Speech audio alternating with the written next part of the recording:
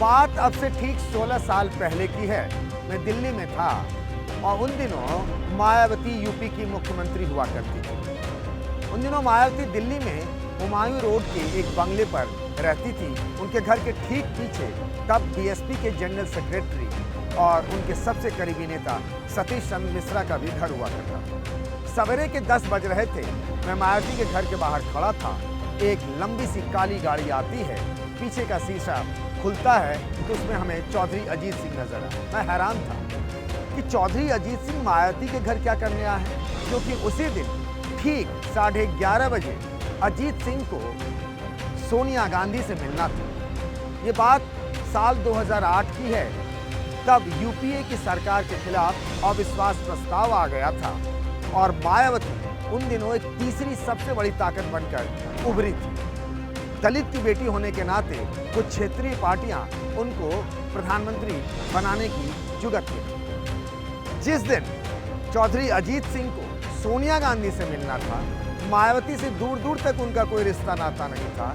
अचानक सोनिया गांधी से मिलने के बदले ठीक 1 घंटा पहले वो मायावती के घर पहुंच जाते हैं और अपना समर्थन उन्होंने मायावती को दे दिया। चौधरी अजीत सिंह अपने फैसलों से लोगों को चौंकाने के लिए जाने जाते हैं।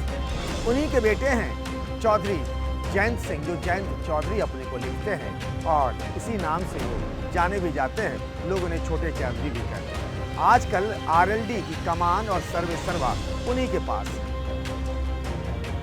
5 सालों तक वो अखिलेश यादव के साथ गठबंधन में रहे। उनके साथ मिलकर 2019 का लोकसभा चुनाव लड़े। उनकी पार्टी का खाता नहीं खुला, लेकिन 2022 का वो विधानसभा चुनाव भी साथ साथ लड़े। इस बार भी तैयारी अखिलेश यादव और जयंत चौधरी की चुनाव साथ साथ लड़ने की थी। दोनों ने हाथ मिलाते हुए फोटो भी खिंचवाई थी और अखिलेश यादव ने आरएलडी के कोटे में 7 सीटें छोड़ने का ऐलान भी किया था। लेकिन कुछ ही दिनों बाद बात बदल गई। अब समाजवादी पार्टी के नेताओं का फोन जयंत चौधरी नहीं उठा रहे। यहाँ तक कि आरएलडी का कोई भी नेता समाजवादी पार्टी के नेता से इन दिनों बात करने से बच रहा है, हिचकिचा रहा है। आरएलडी की तरफ से अपने प्रवक्ताओं और नेताओं को कह दिया गया है कि वो बीजेपी या समाजवादी पार्टी से रिश्तों को लेकर मीडिया में कोई बयानबाजी न करें, सब मौन व्रत पर रहें। इसीलिए आरएलडी के नेता मौन है और जयंत चौधरी पिछले कई घंटों से गायब, आउट ऑफ रीच हो गए। उनका कोई बयान नहीं आया।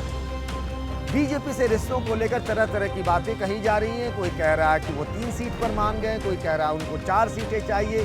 कभी ये खबरें आ रही हैं कि वो 2 लोकसभा की सीटें और 1 राज्यसभा की सीट पर मान जाएंगे। यूपी के मंत्रिमंडल में भी उनके किसी विधायक को मंत्री बनाया जाएगा और मोदी सरकार में वो खुद मंत्री बन सकते हैं। जयंत चौधरी की तरफ से कोई खंडन नहीं आया। हाँ, इतना जरूर हुआ है कि अखिलेश यादव और जयंत चौधरी के बीच रिश्ते बदलने के संकेत मिलने लगे हैं और यही संकेत अखिलेश यादव के लिए खतरे की घंटी है। खतरे की घंटी ये कि अखिलेश यादव से रिश्ते कईयों ने जोड़े और फिर बाद में बीच रास्ते में उन्हें छोड़ दिया। इसीलिए अखिलेश यादव के करीबी नेता कह रहे हैं कि हमारे नेता बड़े दिल वाले हैं, लेकिन सब उनको मझधार में छोड़कर चले जाते हैं। और कहानी वाकई में बड़ी दिलचस्प है। अभी हाल फिलहाल से शुरुआत करते हैं कि जयंत चौधरी के लिए उन्होंने 7 सीटें छोड़ी। जब जयंत चौधरी की पार्टी आरएलडी के पास सिर्फ 8 विधायक थे, अखिलेश यादव ने उन्हें राज्यसभा का सांसद बनवा दिया। 8 विधायकों के बूते जयंत चौधरी कभी भी राज्यसभा के सांसद नहीं बन सकते थे, लेकिन अखिलेश यादव ने बड़ा दिल दिखाते हुए उन्हें राज्यसभा दी। ये तो आरएलडी के साथ की उनकी बात है। 2019 में अखिलेश यादव ने मायावती से चुनावी गठबंधन किया। वो मायावती को हमेशा बुआ कहते रहे। जब गठबंधन हुआ तो उन्होंने मायावती से 1 सीट कम लिया, यानी लोकसभा की 38 सीटों पर बीएसपी लड़ी और 37 सीटों पर अखिलेश यादव लड़े। अखिलेश यादव की पत्नी डिंपल यादव ने मैनपुरी के चुनावी मंच पर सबके सामने सार्वजनिक रूप से मायावती के पांव छूकर आशीर्वाद दिया।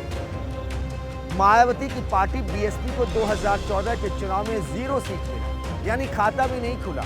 लेकिन जब वो अखिलेश यादव के साथ मिलकर बीएसपी चुनाव लड़ी, यानी 2019 में, तो बीएसपी के एक नहीं बल्कि 10 सांसद चुनाव जीत गए, यानी 0 से 10 पर पहुंच गई बीएसपी। अखिलेश यादव को कोई फायदा नहीं हुआ।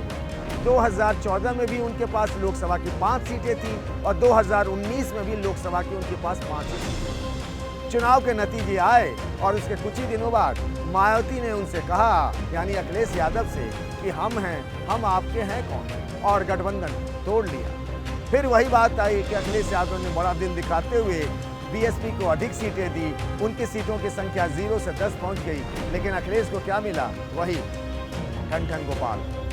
बात करते हैं उससे पहले की, यानी 2017 की। 2017 के विधानसभा चुनाव में जब मुलायम परिवार में घमासान मचा था, कांग्रेस से उन्होंने मिलकर चुनाव लड़ा, और कांग्रेस जिसकी जमीनी हालत उस वक्त भी ठीक नहीं थी, ग्राउंड पर पार्टी उतनी मजबूत नहीं थी, फिर भी अखिलेश यादव ने कांग्रेस को 105 सीटें दी। और नतीजा क्या रहा? कांग्रेस का प्रदर्शन बहुत खराब रहा। तब भी उन्होंने बड़ा दिल दिखाया और बाद में कांग्रेस से उनका रिश्ता टूट गया, छूट गया। अब वही कांग्रेस फिर से इंडिया गठबंधन में उनके साथ है। जो कांग्रेस पिछले लोकसभा चुनाव में सिर्फ रायबरेली की सीट जीत पाई है, वो अब उनसे 20 सीटों की मांग कर रही है। इस दौरान अखिलेश यादव ने कई प्रयोग किए। 2022 के विधानसभा चुनाव में उन्होंने ओम प्रकाश राजभर की पार्टी से भी गठबंधन किया। उनकी पार्टी उनके साथ रही। ओम प्रकाश राजभर के विधायक 6 जीते, लेकिन उसके चुनाव खत्म होते ही ओम प्रकाश राजभर भी उनसे अलग हो गए। यानी ये कहा जा रहा है कि अखिलेश यादव ने जब भी किसी के साथ गठबंधन किया, फायदा सामने वाले को मिलता रहा, लेकिन नुकसान सिर्फ अखिलेश यादव का ही हुआ। ये दावा अखिलेश यादव के करीबी नेताओं का है, समाजवादी पार्टी के कैंप का है।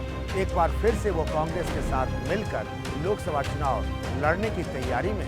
अब देखते हैं कांग्रेस और अखिलेश यादव यानी समाजवादी पार्टी की दोस्ती कितने दूर तक चलती है। अंदर की बात में आज बस इतना ही।